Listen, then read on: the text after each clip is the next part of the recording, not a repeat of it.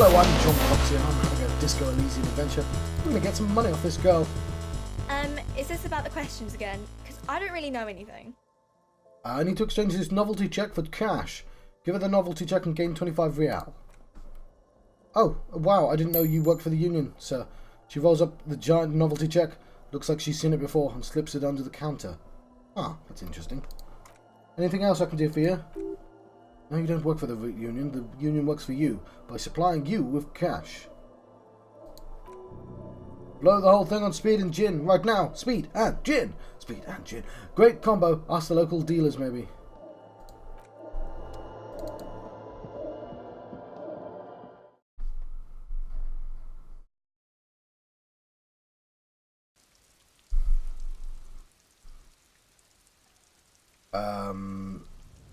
What am I doing?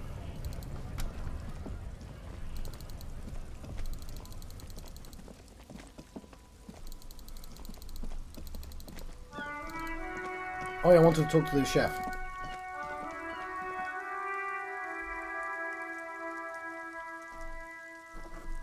Don't be afraid to say weird things. People are more forgiving to persons of power, like police officers. Let me handle this. The woman says to the crowd in the mess hall before turning to you. Detective disorientated. Are you still wondering where you are? This is Martinez, in case you've forgotten. I advise you not to overstay your welcome. Okay, so she works for the union. Her entire character has shifted. The young woman is cold as ice.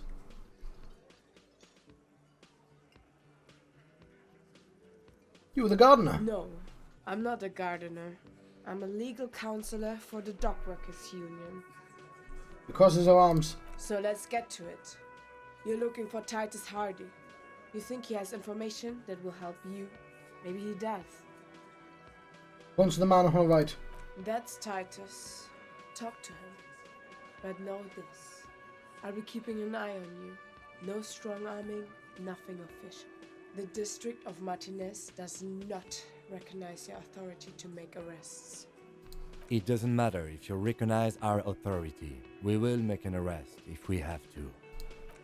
She says nothing. Her glare speaks for her. What's your role in all this? Like I already told you, I'm a legal counselor. She crosses her arms. Do you have any hearing problems? What if I want to talk to you, not Titus?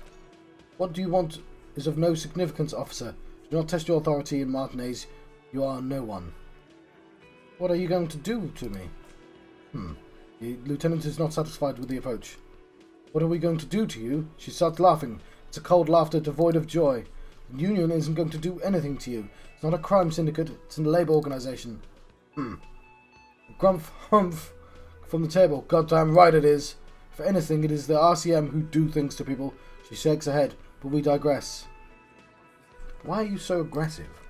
Aggressive? You make your living enforcing violence. These people are just dock workers. Just dock workers? Do dock workers spy on the police? We let you off easy, miss. Don't think it would happen again. Listen, you Moralington Lankies. You're a mob, enforcing the unlawful privatisation of Revachol. 20 fat men in Occident are stealing it all, and you're their bodyguards. Fuck yeah! The tall, broad-shouldered man takes a sip of beer. So ask what you came for, or get back to your commanders.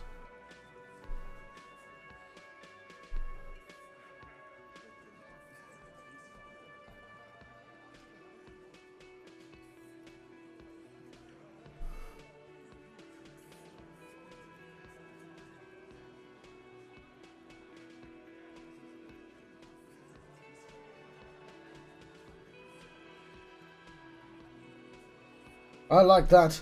Good start. Let's take it a step further. Armed uprising. What are the union's plans? Look, a comedian. Like I'm the biggest communism builder. Her expression stiffens. Do your job. Ask your questions. And get out of Martinez. Strange. It's as if people don't believe a cop could be a socialist revolutionary. Oh, damn it. I should talk to Titus then.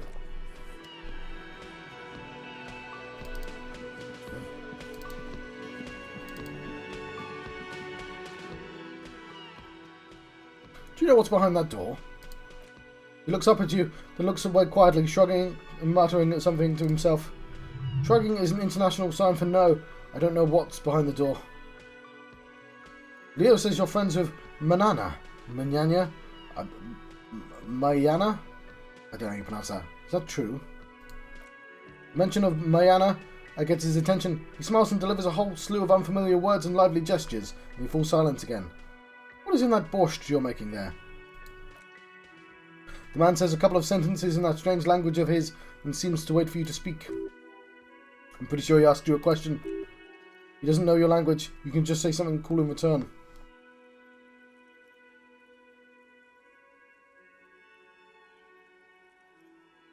Sorry, I don't understand you. Just one word. Sounds quizzical. And he awaits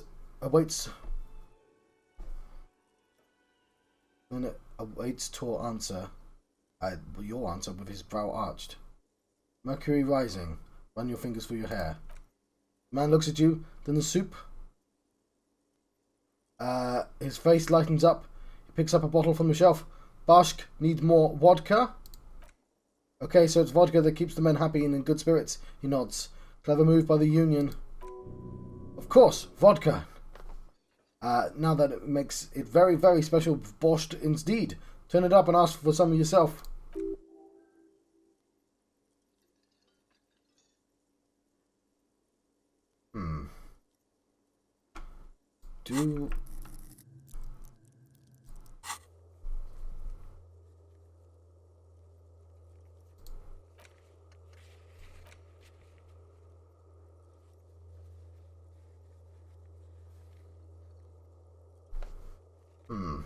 Now I want to sober him up.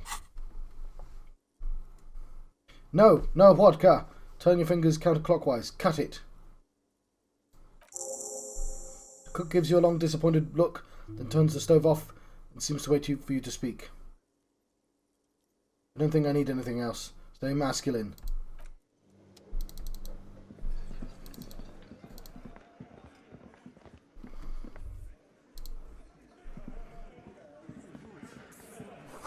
The bowl, there's spit in it, reeking of tobacco. You see Hawthorne brushes from outside.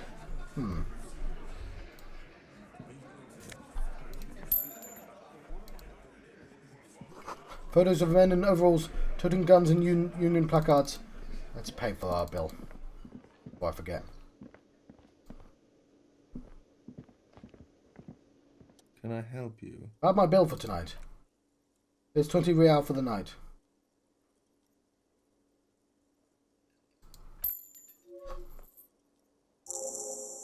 Good, you got the room for another night, but remember, you'll need another 20 real for tomorrow. Bye.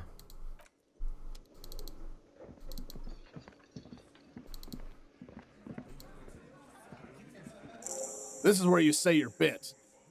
The broad-shouldered man points at you with a beer can. They would interrogate the vigilantes. Detective? Lieutenant acknowledges you with a sharp look. He's leaving it to you. Don't say anything yet. Hey, dipshit. You hard of hearing or something? The boss man's talking to you. Do not let their squeals disturb your serenity. These are but simple peasants, sire. The chatter is too inane to reach your ears. Raise your chin and gaze into a distance like a prince. What, is he fucking kidding? This guy high or something? The little guy looks at his mates in disbelief. Hey, asshole, up here. We're talking to you. We are looking for Titus Hardy. The lieutenant turns to the broad-shouldered man at the end of the table.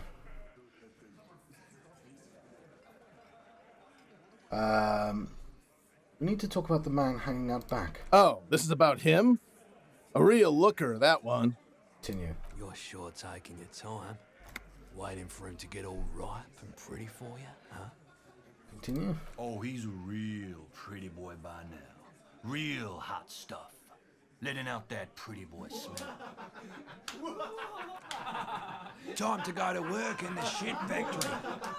Easy, boys. These janitors have a hell of a job cut out for them. I mean, I wouldn't go in there for $1 million. Slaps his forehead. You might want to start asking your questions now. It's not going to get better than this. These guys are so macho they're ready to confess to first-degree murder. Ask if it was them. Do a head count first. Connect these men to the tracks you saw in the yard. Chances are they're going to match. Scan the room. Starting from the right, boot size 44, blonde man in his 30s, overbearingly masculine. Theo, sitting on the right, standing, working boots, size 45 or 46, eldest in the room, probably mid-50s, smoker, quiet. Elaine, cross, the other table, hobnailed, working boots, size 43, gang tattoos, Mescos, Samaritan, his late 30s, early 40s. He spent his youth in Villalobos, housing project in Jamrock Quarter. There were incarcerations, hard to say what else, the ink is fading. And then, standard working boot, steel reinforced toes, size 46, the big dick, wide at the shoulders, lean at the hips, rugby cap, fingerless gloves, numerous scars, little under 40. Perception, sight. The emblem on his vest says Rowing Club, little patch below reads T. Hardy, Captain. In the far corner, standard working boots, steel reinforcement toes, size 44, 40-something, non-alcoholic beverage in hand. You squint. Is that a plectrum? Yeah. On his neck. Forget it, it's not important. Let's call this one the musician. And the little guy? Size 41, for light step, not a child after all, an older man with a rat face, mean watery eyes and 2 front teeth missing.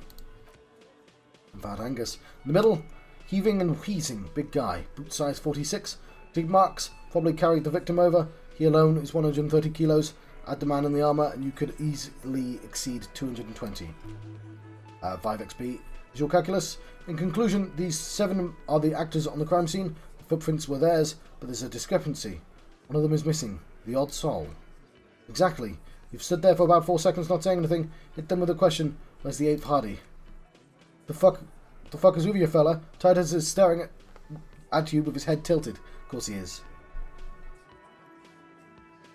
I found 8 sets of footprints. There's only 7 of you. Where is the 8th Hardy boy? What are you talking about, madman? There's no 8th Hardy boy. There's 7 of us and we're all here. He sizes you up. Ah! He probably should have an accent, shouldn't he? Oh, what? You want to be the 8th Hardy? Okay, that's awful. Don't try and do that. You want to be the 8th Hardy boy? We ain't hiring. He shakes his head. Actually, boss, we've been talking and we could maybe... The person Glenn wants to hire, he really respects her. Ah. She... So, there's an 8th Hardy and it's a Hardy girl. Who might it be? Elizabeth, the gardener?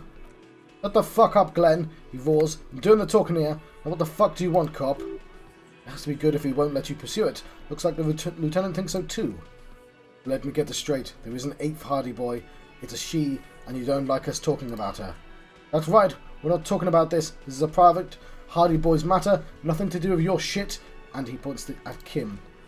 You're not cops here. Don't go digging around if you don't want a bullet in the back of your head. I'm watching you. Good.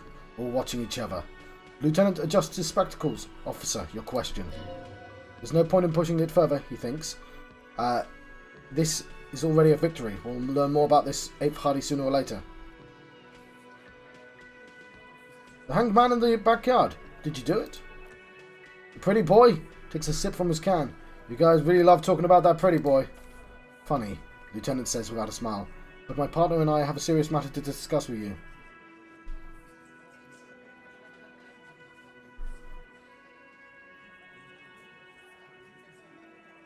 Why are your boots prints all over the scene? You mean these boots? He raises his worker boot, size 46, steel reinforced toe. Yes. Well, we all got a pair. He squints. We wore them the night we took the pretty boy out there and hung him by the neck. Yeah, we did this. He looks you dead in the eye. Together, all of us, till he was dead. That's why our prints all over the scene. Aha. So you've just confessed to murder? Goddamn right I... No. The woman interjects. These 7 honest men have equally come forth. They told you what happened, so you don't waste any more of your time. All 7 together. They're diluting the responsibility. It's an anti-arrest tactic.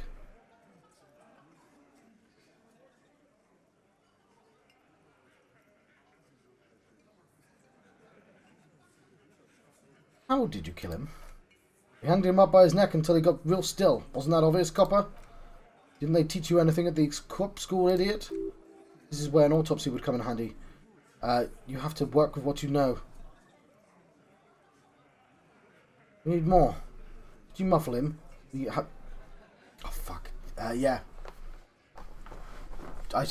He wasn't dead, but we don't know that. We need more. Did you muffle him? We haven't heard any reports of screams. Titus, you don't have to clarify anything. We overpowered him, dragged his unconscious body to a tree, put a noose around his neck and hanged him till he was dead and steady. Then we left him for the seagulls. Maggots, small man pointed to you, and you fucks. Make them a bit more uncomfortable first, and see if it all adds up.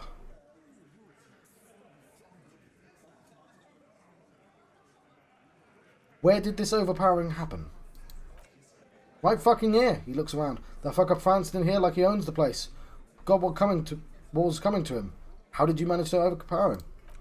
With numbers, asshole. What do you think? He looks at the woman. You're right, Lizzie. I've done enough explaining here. No, he hasn't. Not yet. Okay, composure challenging. I think he might be lying. Things aren't quite right here. Failure. Bollocks. Actually, they're surprisingly composed. The entire room, given how many questions you lobbed at the way. All of them? Maybe one of them is fidgeting, cracking under the pressure? Or this one. But he's always fidgeting, so don't get your hopes up. Right. Okay, what sort of... You know what? I could have put that up.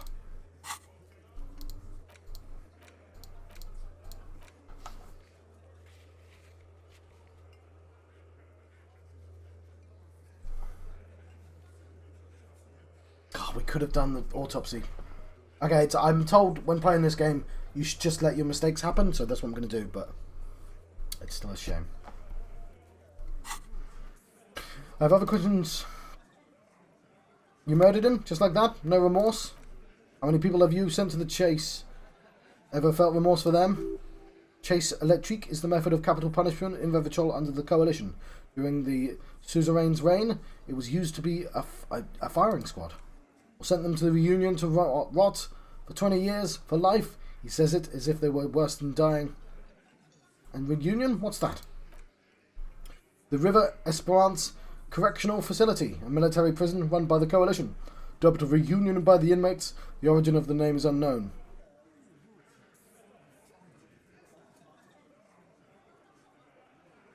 Honestly, I drink so much I can't really remember anyone I've sent behind bars. Doesn't remember them, the rat-faced man shouts. He just forgets. Are you hearing this, Titus? Ain't no use keeping a stiff catalogue in your head, that's for sure. He wipes his mouth with the back of his head. I don't know if that was a useful thing to say or not. Who called the shots that night? You deaf? There'll be no signalling anyone out. You can't arrest a Hardy boy without arresting all Hardy boys. The shadow of a smirk passes her lips. She tilts her head. Do you think you could do that? Do you think you could arrest them all? A trick question. Don't let her lead the conversation.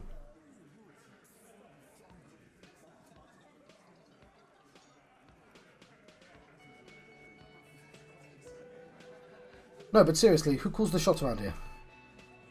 Who do you fucking think does? He sounds more amused than angry.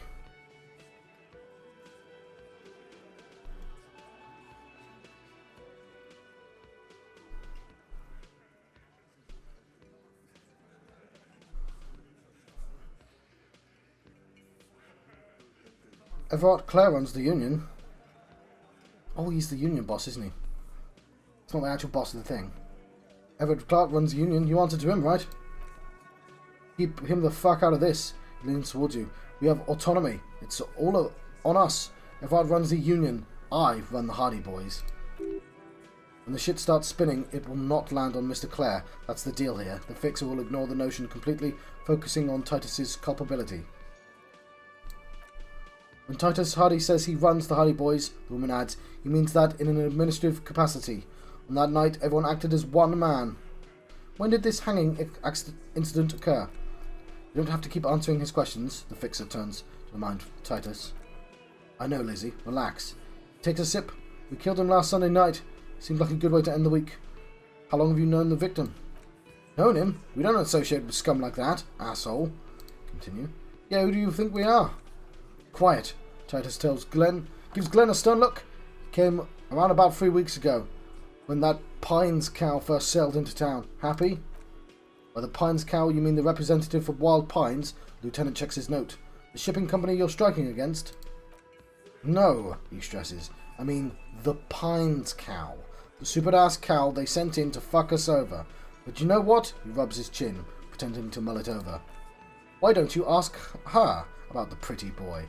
I'm sure she has interesting things to say when you ask her hard enough. That's enough insinuation for today, Titus. She turns to you. Officer, your interview is drawing to an end. Don't waste your last question.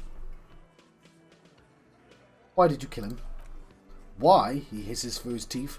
Because he was a worthless mercenary scum and he stepped out of line in my town. So he was a mercenary, that's it? And he stepped out of line, he repeats, jaw clamped shut like a vice. What kind of mercenary? The kind that shows up when you start a strike.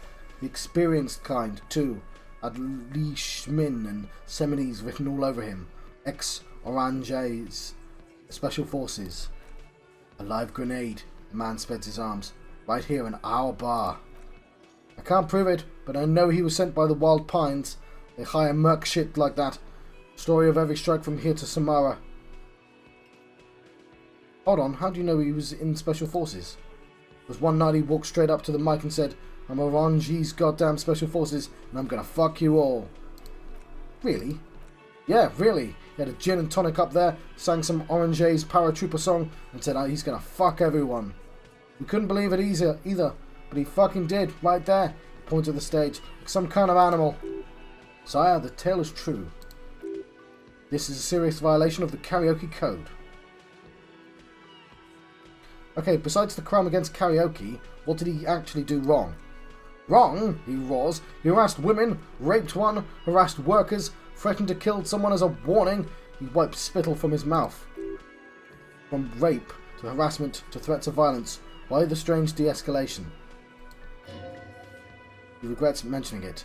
Hopes you didn't notice. Ah. Because that's his crime. To kill us all if we don't open the gates, if we don't let the scabs in, if we don't bend over. He cracks his knuckles, and that was before he started coming here. Yeah, he said it was his favourite joint now. Started coming here every night, drinking, grabbing girls, grabbed one of ours mid-karaoke, right there on the stage. He grabbed someone. The lieutenant trying to make sense of this flood of information. Continue. Yeah, the girl's on the mic. Beautiful girl, young, gets into the second verse of Lover Lake. Fucker grabs her legs, starts screaming. Show me your... I'm not going to say that. Why don't you show me that? Then he gets knocked... I'm not against saying it, I just don't want to. Then he gets knocked on the head with a wine bottle. Doesn't even fall down. Just shakes his head in disbelief. Was this the same girl who was sexually assaulted? Raped, you said. Aren't you fucking listening? My man is talking to you. He took care of it. They got the girl out before anything could happen. Yeah, me and Eugene got her out. Aren't you fucking listening? He repeats like a parrot. There's something odd here. Seems like they don't want to talk about the rape Titus mentioned. Why not? This is a serious allegation. Make them talk about it. Right, but who did he rape then? This is a very serious allegation. No. There's a moment of silence. You're not getting a name. That's a Martinez matter, and I'm not discussing with you clowns. There's nothing you can do for now. He's stonewalling you. So, what are we going to do now? Conclude the questioning. Nothing. A reply comes sharp. Your investigation here is done. Leave Martinez. Go back to your stations where you belong. I think we're going to stick around, thanks. Some things don't add up here, Titus. The lieutenant closes his notebook. I've done this job for long enough to know that people don't just confess to first-degree murder, even if it is a group responsibility. We're going to look into this. Good luck with that. He grabs another beer. You've heard everything a rent-a-cop is going to hear from us. Real law officials. Lucky you didn't get a beating. Rent-a-cop. So that's what this is about. He doesn't see you as equals. I was weak when we first met. I did a cool silence thing. I'm going to take off for now.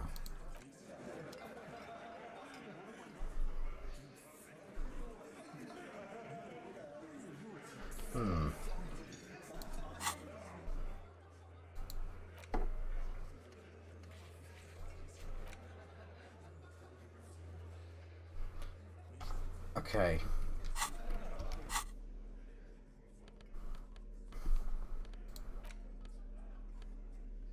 What I'm not really an authoritarian. I could level it up one more time.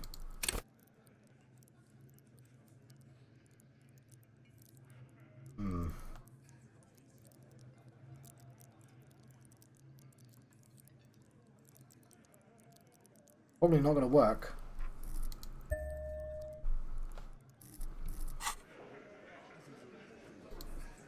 Looks like the circus left town, but the clowns are still here. Okay. I'll try it. Check failure. Establish authority. Yes, authority. Feverish thoughts race through your mind. Kim, I need your gun. Sorry, my feet's a terrible idea.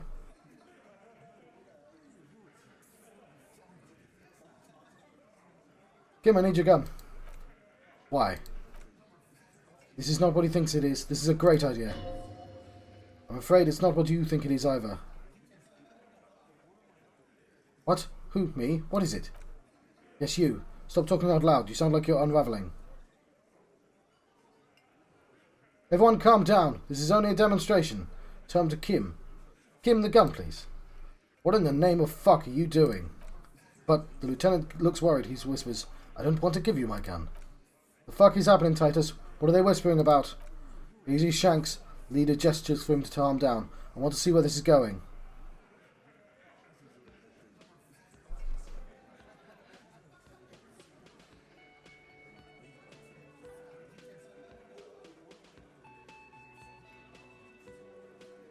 Trust me, Kim.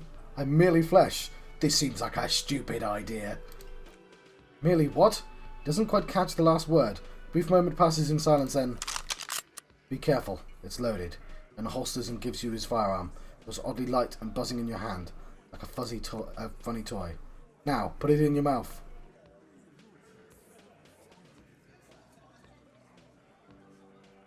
But I want to point it at them.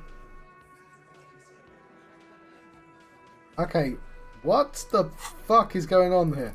Is it because I've reached top authority? I am going to see where this is going.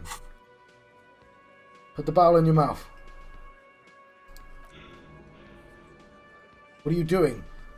The short cold barrel touches your lips. It tastes like iron and hell.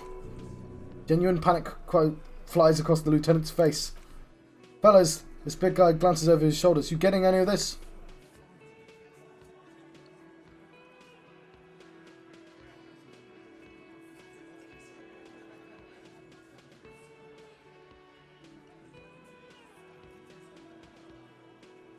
Okay, that seems like... These are my thoughts. This is my head. What in the name of motherfuck? He looks closer, squinting at you. The fuck he saying? Some insane shit. Nothing. Give me the gun.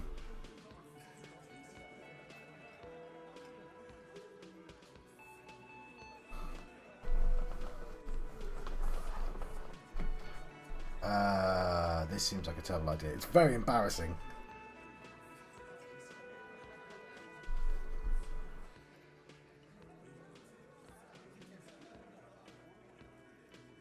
All these seem like really bad ideas.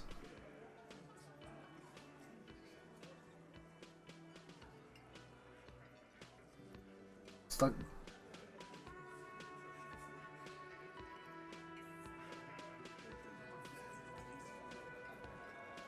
I'm not fucking this case up.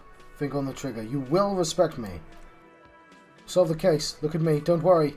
Appears calm suddenly. This demonstration is not helping at all. Yeah, because I sort of want to see that shit. You won't, man. His fucking balls aren't big enough. Ah, fuck it. Let's give the gun back. Thank you. He returns it to his holster, then looks at the room. Nothing to worry about here, people. My partner likes to play these jugs. He's what you call a dark. Dark? The big guy bursts out laughing. The fuck was that? You carnies. We haven't seen RCM in 4 years and this shows up? I knew he wasn't going to do it, though. I knew he'd piss you out. No, I still have money on him. The old man pulls out a cigarette slowly. Sooner or later, he has that look. That fucking whore left me, I know it. Oh, fuck,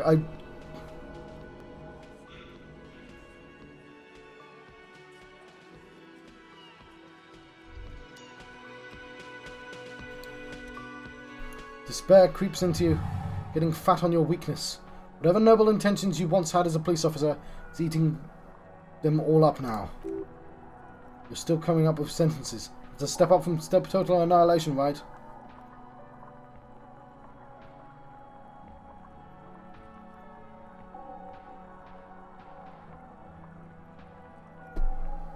I wish I was fucking dead. Fuck you. Fuck you. Kim Kitsuragi watches your meltdown stoically from behind the lens of his glasses. Nothing you can say can make you feel any better now.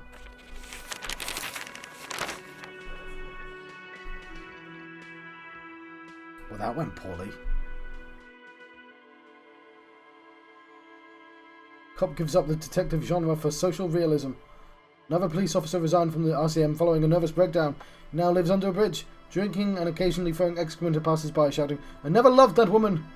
When asked to comment, former colleagues objected to the theory that his psychological disintegration was precipitated by his wife leaving him. It's because the Furrows lost that match, said Captain Ptolemy Price, once the man's superior officer. It's because you couldn't get a big gun from acquisitions, and anyway, police work really burns you out after a while, Satellite Officer Jean Vickmayer, the deranged former cop's partner, commented. Sergeant Mac Torson, another former colleague, did not propose any theories, merely saying whatever happened to him wasn't about birds. He got fucked, that's all. Okay, I hope it didn't delete my game. Right. So, the one good thing from that is I can get the body down first. We'll skip through the conversation. The worry is...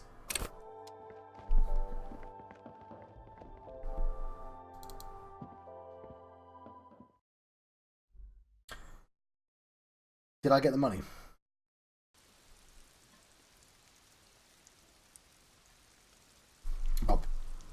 If I didn't, I'll pause. No, I didn't. Okay. Right, I have the money now. Let's get the body down.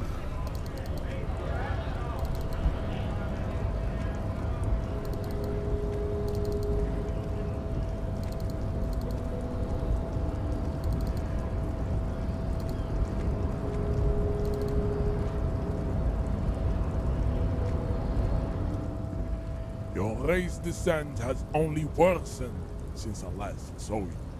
You have really let yourself go. Okay, I'll wait here. Babe, see that they stay here the whole time.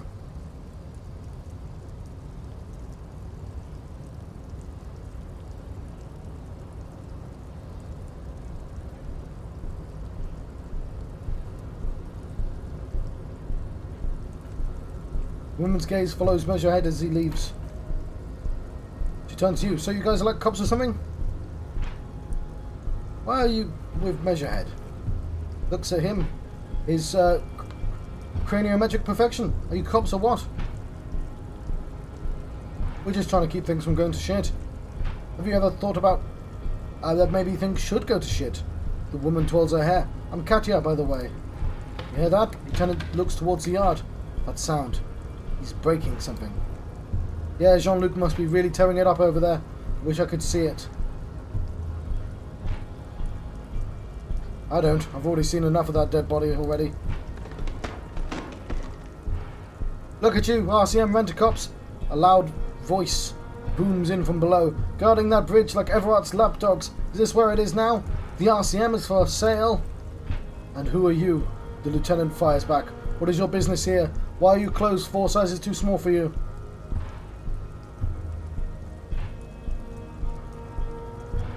I'll work with whoever I want.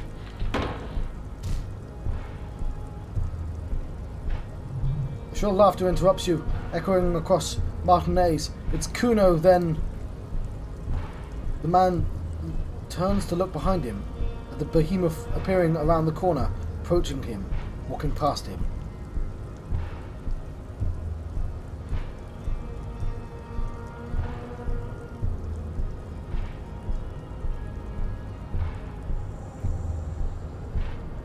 corpse has been removed from the tree. He brushes wooden flakes off his hand.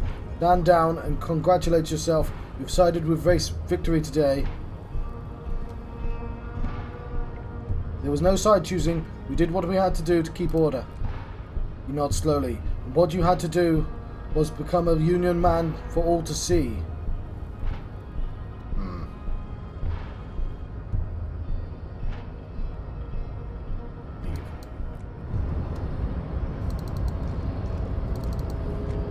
Okay, I've just realised why it's called Measurehead, and I'm really stupid for not getting that immediately. I just thought it was like a random nickname.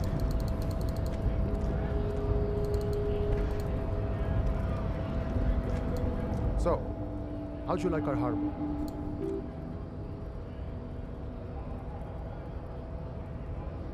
Labour Utopia? Not approvingly. It is but a rest area on the path leading to across the open plains. He notes solemnly, then turns to you, a wide smile adorning his face. Right, you talk to the boss, eye to eye, like men of the plain. If you have any more questions, I'm set to talk. Yeah, that's fine.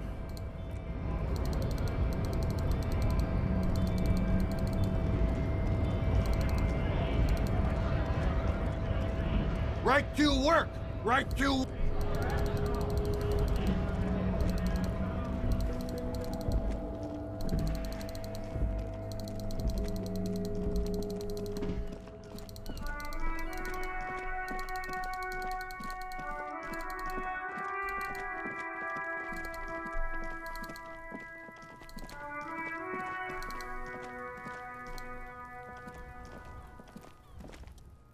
The corpse lies on the ground among the remains of an absolutely demolished pinewood branch, gently laid on one side.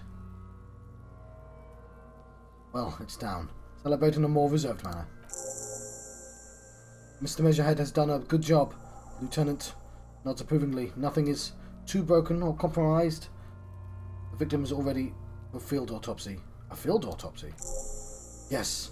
Covers his nose and lists one investigation of the scene, 2 initial examination of the victim, 3 field autopsy, 4 transportation of the body to the morgue, or number 3. The RCM's 4-phase murder scene processing manual. The fuck they on about? Cops are gonna cut his shit up. Got it. Lieutenant adjusts his glasses and takes a deep breath. First, what exactly is a field autopsy? Come on, officer. Pulls a pair of latex gloves. You know what a field autopsy is. Done 100 of them. What you do know is at 18.9 km, the dormant shield volcano Corpus Mundi is the world's highest summit, and the failure of the 38 single Epuis de Sang to crack the top 20 was the death knell of disco. But what a field autopsy is, you have no idea. Why don't you know? What use are you? You must have confused me with a Copperpedia. Who's the Copperpedia? I think I need to talk to him. You, sir, are the Copperpedia. You have another pair of gloves? Unfortunately, no.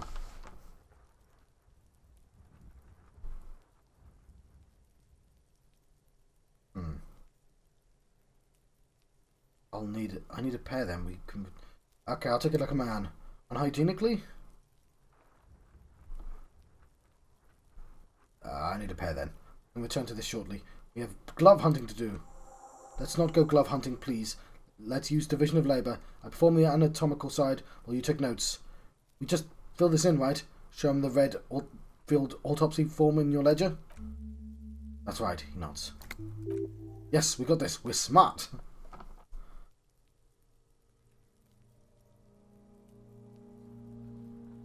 Tell me something, dead man. Enough. Open your ledger at the field autopsy form. The dead man stares in silence as you crack open the ledger. The bright red paper is covered in boxes and lists, describing the condition of his skin and organs in 3 parts. Begin. 1. Above those, an 11-field info form needs filling out. Begins with 1 assistant. That's you. Write Harry Dubois. Corpse is indifferent to your scribblings, just lies there. The next box says, Coroner's case number. KK570803.0815. KK Kim Kitsuragi 57, followed by his date 0803 and time of arrival 0815. On the scene, he's indexed the case after himself, not you. That's because he doesn't want to bring up the messy question of your initials.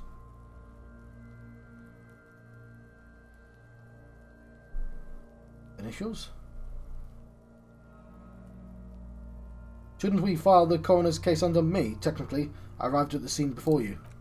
And what would that make the alphanumeric? HDB 410803. Help me out with the time of day, anyone? Let's say 1300. Good time to start thinking. 10:15. It's understated. 10:15. Good. Let's go with that. 3. Name. NA. Next. Date of birth. NA. Age. Man corrects his glasses. Roughly 50. 540. The damage is so extensive it's better to err on the young side. I'm going to write approximately 42. He nods. 6 race. Mondial. Better olive skin from the Isula of Mundi. This is as vague as it gets. You might as well say whitish. Write it down. Budgie mess of curdled meat looks neither mondial nor anything other. Sex. Fuckity fucky, the little monster exclaims energetically. Male. Pigs can have sex. Right, fucky. Right, pigs can have sex. Let's write male. Nor does he look male, with his pregnant belly and indistinguishable face. Date of death. We're still going with March 4th, 51. What else? He looks over your shoulder. Body identified by is non-applicable. Case number is the same as the coroner's case. HDB 4108031015. Listens motionless, with the cargo belt still around his neck. Only one box remains. Evidence of treatment? None. At least not after the initial examination. What exactly is treatment, anyway? Interfering with the body's position or wounds post-mortem? I'm not so sure. Didn't the footprints look like he was carried over? They'd have to have incapacitated and carried him over. This man was more than a match for untrained dock workers. He placed his hand on the dead man's chest as if in preparation. The central nervous system recognizes this gesture. It's the stations of breath. Ecclesiastic, religious in nature. Hold out from the pre-DeLorean burial rites. It takes him 2 seconds to perform then. Somewhere in Jamrock North, a small wood shed behind Rosencrantz Row. Lieutenant Nick Furabach puts his hand to the chest of a small corpse, no larger than a monkey. Raining outside, light drizzle. There is darkness in the shed. Elsewhere, yet, an obese female sits in a wicker chair, a silhouette ball against the window. Outside Grand Curon, day is turning dim for Sergeant Mac Torson. Hand extended, he approaches, to make sure she is dead, more than anything else. And so across Jamrock, Coal City, GRIH, 42 deceased persons found today, 42 stations of breath. We should start the post-mortem. The corpse cannot feel Kim's hand on his chest. No longer meaningfully interacts with its surroundings. A thicket of boxes and lists on red copy paper tries to answer why. External examination summary. Clothes, he begins. The deceased wears armoured boots, white briefs. To make the briefs is a Babrudine, I think. Let's see. Turns the body to its side to check the underwear label. See, it's happening. Continue. Babrudine, yes, inexpensive, size M, colour white. The disappointment is palpable. Red-haired thing was expecting something more lurid. Put it down. The boots are ceramic, vitreous enamel that fused to his skin from blood flowing downwards post-mortem. Removal of boots is left for processing. It would be clever of you to omit the boots altogether, sire, if you are to keep them for yourself, as you ought to. You have deserved them more than anyone else. I don't know if I should steal the boots.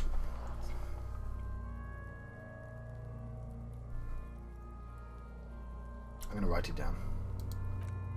The boots has a serial number. He twists the dead man's foot. It's E50 100 1000. The lines between the plates are in the shape of alphanumerical. The number is purposely concealed by the design. Write it down. Tattoos. He stands up, feet planted on either side of the body. Upper torso is covered in a single continuous tattoo resembling a map of the night sky. Reaches from the right shoulder to the heart. The ink is blue and white. The assistant has a colour photograph of the markings to be added to the case files as document A1. The photo is taken on the scene using a Triget Mini. Write it down. The deceased has a belt, airlifting cargo around his neck, tied with a hangman's knot. Colour yellow, length 3 meters. There is a buckle on the other end. Write it down. He produces measuring tape, well nourished, athletically built, measuring 1.8 meters, generally consistent with age 42. Preservation is good. Ambient temperature below freezing. Write it down. Body hair is light brown. Distribution is consistent with age. He nails it to get a better look. The deceased had a male pattern baldness. Hair is combed back, short. Touch the corpse hair before moving on. Hair feels wet, soaked from the rain, cold to touch. Not that different from a living person after a swim. Stroke his head gently. Write it down. Short, light brown, male pattern baldness. Lividity is consistent with hanging. The head is congested. Contusions are present on the back, chest and thighs. Consistent with stone throws post-mortem. Low velocity. Fucking low velocity, chunk chonk! The kid explodes. You think Kuno doesn't know what you're talking about? Velocity was fucking max! Talking shit about Kuno's velocity. The lieutenant pays no heed. In addition, there are bite marks on the face, scalp and chest, consistent with predation. Write down. I'm not going to amend for high velocity. Ligature mark. The lieutenant produces a small folding knife, with the other hand pulling at the belt. He starts cutting into the polyester. The stench is horrid. After a while, it's obvious the material cannot be cut. The steel wiring. He concedes, breathless. There's too much of it. We need to remove the belt before we can get to the ligature mark. You have the right tool for that. The chain cutters. Good thing we've got these. Chain cutters. Always good to think ahead. Now, he points to the rope squeezing the dead man's neck. You need to cut the belt to see if the ligature mark below. Carefully, with as much precision as you can. See, my pig's gonna fuck his head off. No, he ain't. See, looks blasé. Your pig's as boring as fuck. Oh god.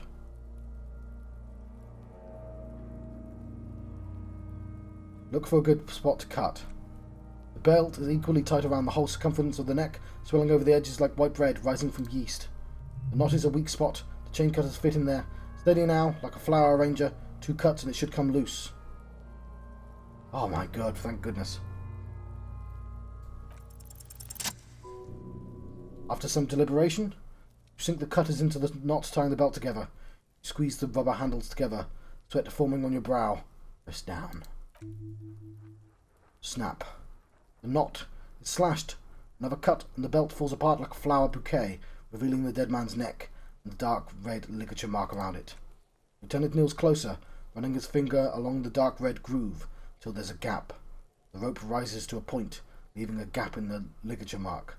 The suspension point is the back of the neck. Hemorrhaging is observed on the skin above and below the ligature mark. The mark is well pronounced, consistent with a drop of 1 or 1.5 meters. Write it down. Chest is intact. He presses down on it. Normal contour. Abdomen is protuberant. Pelvis intact. Genitalia. Pulls down the man's underpants. Now what's going to happen, see? I fucking knew it! Genitalia is male and unremarkable. No evidence of injury. Write it down and move on. Back is symmetrical and intact. He struggles to turn the corpse on his side. Upper and lower extremities are intact, but asymmetrical. The combat injuries, on the other hand, right hand, thigh and hip. In addition, I see smaller residual scars, too numerous to count, covering about 30% of his skin. From wounds sustained over 2, maybe more decades, dispersal and accumulation indicates long and active combat duty. Scarring is extensive, way more than the law officials. We have a real museum here, of battles, wars. Write it down. Last item, hands. Takes the man's right hand and inspects it, then moves on to the other hand. Pick up the hand. Hand is surprisingly heavy to lift, filled with decayed liquid. Feels as if it could explode. If squeezed harder, you're suddenly repulsed. You feel compelled to drop it.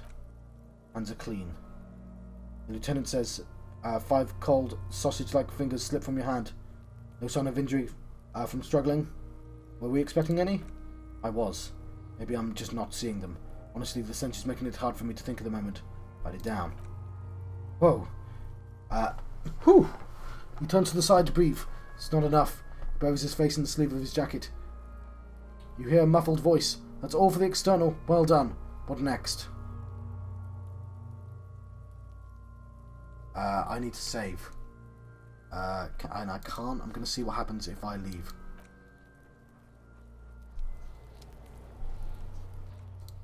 Right, I think I'm going to let you go.